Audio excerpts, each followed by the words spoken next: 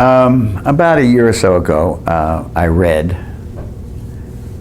in a couple different places over several months, giving different dates to this moment, some from the UN and some from other people, that May something or July something, both different dates, in 2007, they both came up in 2007, so let's just say 2007 was the year that it occurred to people who were fooling around with demographics that it seemed that more people live in agglomerations, which is another way of saying megacities, which is another way of saying cities, which is another way of saying urbanized areas. More people live in those places than do not. That no longer was the countryside, the less dense parts of our world where people lived in majority. And that this 50% was predicted because of various patterns to go to 60 or 70% in the next 20 or 30 years. Major change. That there were people, of course, were aghast and said, oh, the cities are too dense and there's slums and barrios and all those ghettos and cities. Other people saying it's wonderful because the footprint of a city is good for the environment. It's much better than spreading people out around the world. And neither one of them particularly interests me. It doesn't make any difference. It's just the fact that more people are living in cities than not. And what disturbs me is I went out to try to find how I could get comparative information from one city to another. So I wanted to see if it was available, because I didn't want to do it. Now in 1962, my first book, now 1962 is now really a long time ago.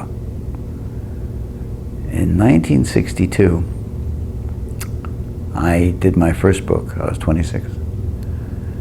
And I made, with some students, some clay models of various cities in the world, 50, all to the same scale.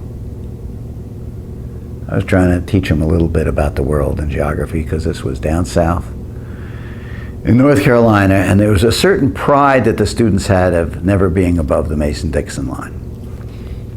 And when I brought up Helsinki, and this was an architecture school, and brought up that Alvar Aalto was the great architect then alive in the world, and he lived in one of the great architects, one of the three thought of great architects, the three architects in the world at that moment. They maybe not passed the test of time, but it was Aalto, Corbusier, Aalto in Finland, Corbusier in France, and Mies van der Rohe, who was from Germany and lived in Chicago. They were the masters at that moment. Wright was dead. Lucan was not a factor to be contended with yet. And when I mentioned Helsinki, two students said, what is a Helsinki?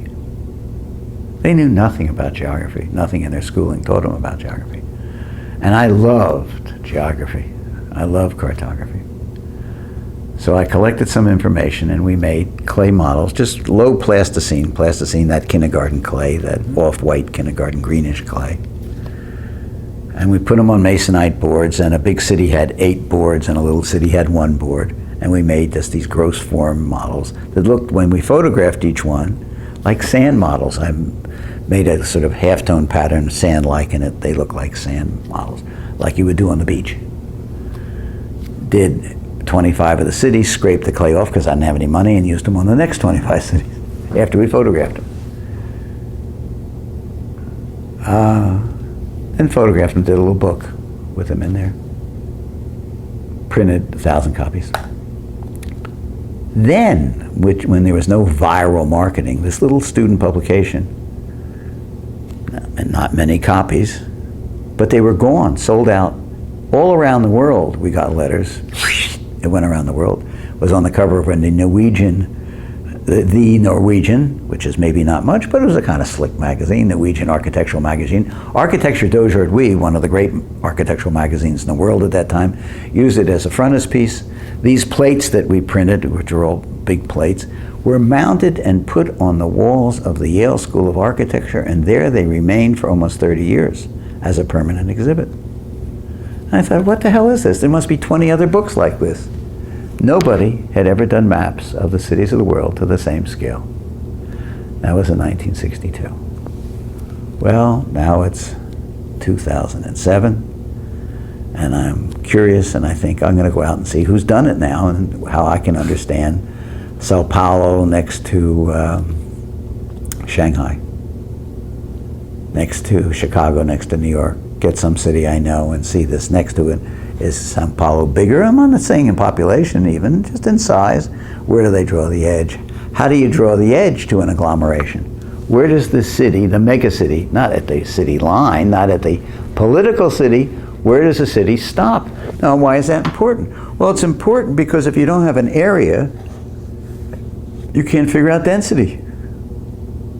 You need area and a number of, let's say, number of people living in this size space. You can't compare that to a number of people living on the space the size of this table. You have to have comparative ways of how you draw the edge to where you're collecting the information, or you can't have density. So you can't see if one city is denser than another, if one city's crime is more than another per capita, per this, per that, per anything. Well, there's no method. Every number that shows, if you go on the web and say what are the biggest agglomerations in the world, and in the mega city, in the macro city, you'll get a different number for what they call as the biggest city now is Tokyo. That includes all these other cities, but you get a different number by millions because they have a different border on that of what they collect the information within. So you can't compare it anyway. There's no methodology for comparing it. The questions that are asked are not the same. There's no two legends for any two cities in the world that are the same. They don't ask the same things about the population or the growth, or whether it's median income or average income, or are water and sewage by gallon, by barrel, by liter, by cubic foot, by whatever. You can't compare anything. You can't make, if I'm a company and I want to locate in Sao Paulo or Shanghai, I can't compare them and figure out what to do.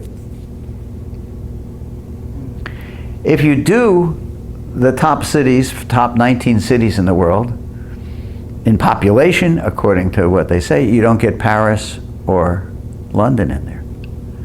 Now, how can you study cities without Paris and London? The biggest port in the world by far is Singapore, which is the 65th biggest city in population.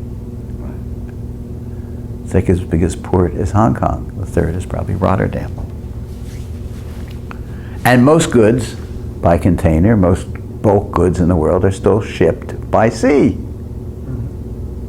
The biggest air traffic place where stuff comes in and out of for freight, not people, is Memphis. And it is the headquarters of, it's where all shipping goes for FedEx. And FedEx is much smaller than UPS, but UPS spreads it out in different places. So you have to know that story too. Because you would think, well, FedEx is bigger than UPS? No, it's about a quarter the size. They maybe do more advertising on golf programs.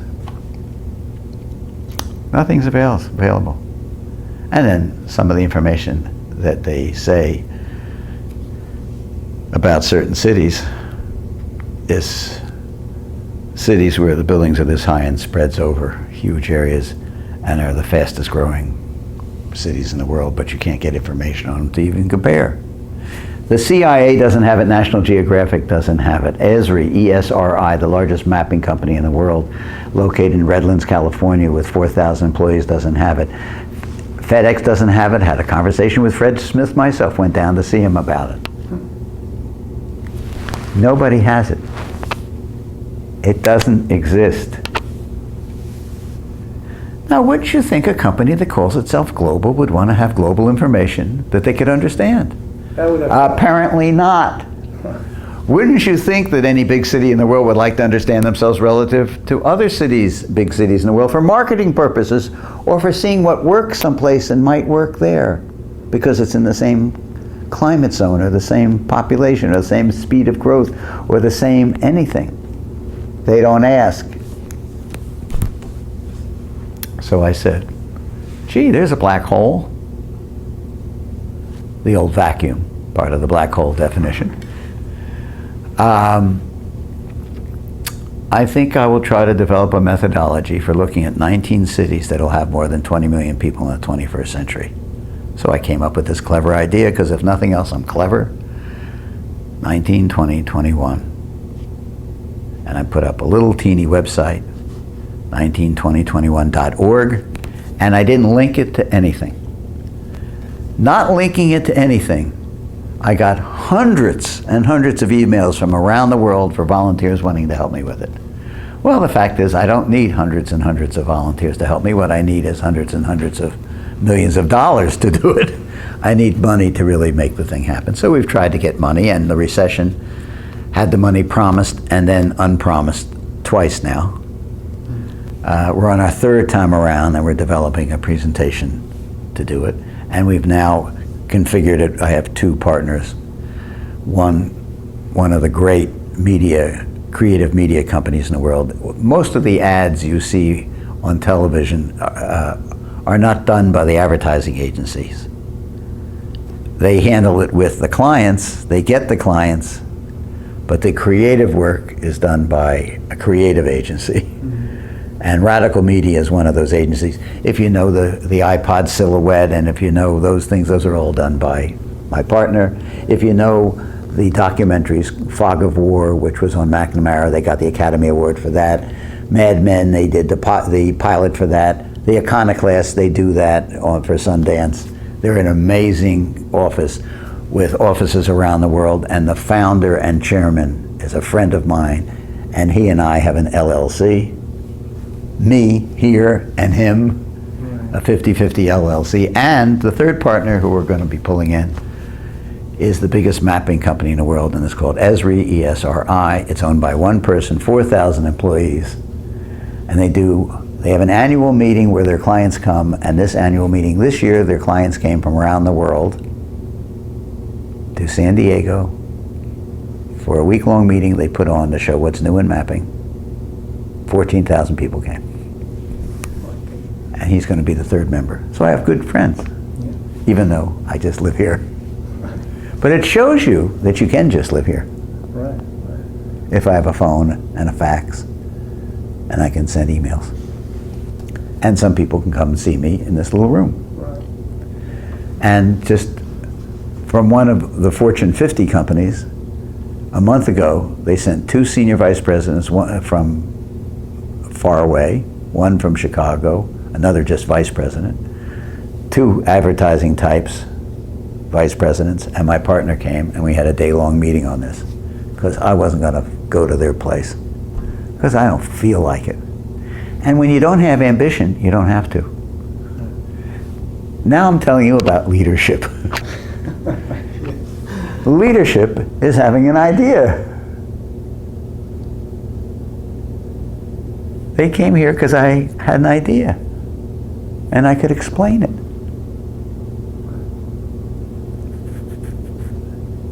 And my idea was coupled with not making the last dollar, it was doing good work.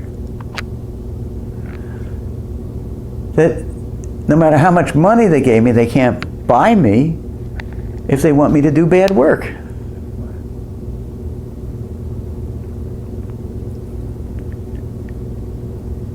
Power comes from understanding, comes from wanting to do good work. Power is from telling the truth. When did Bill Clinton lose power? When he lied. He still has some power, but he has a fraction of what he would have if he wasn't laughed at for being a liar. After you lie, how do you know that somebody's telling the truth?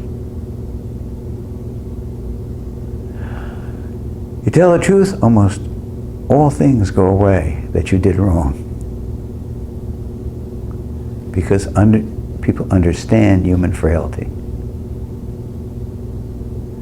They don't put up with lies because you can't trust the next conversation.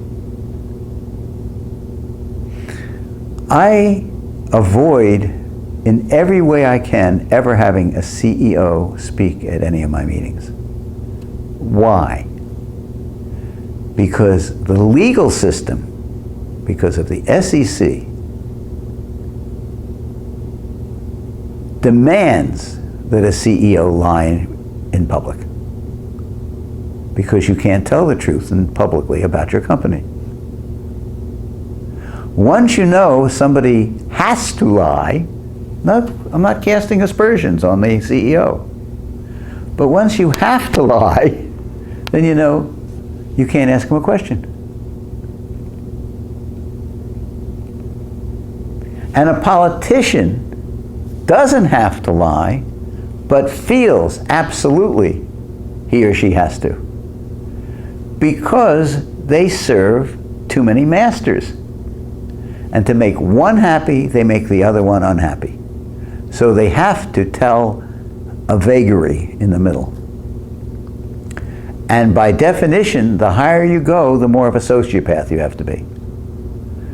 You have to say what you think the other person wants to hear. Bill Clinton did it beautifully, so does Obama. Smart men, really smart men. Would I believe anything they said? No. Even if it's what I want to hear. Because I know as they go past me in the room and see somebody else, they will tell them what they want to hear. I don't think power, really ultimate power, comes from that. Power in the healthy sense of power, the power of ideas. But you're not allowed to say what I just said in public too much, because we don't want to know that. We don't want to know that our leaders are liars. But they are.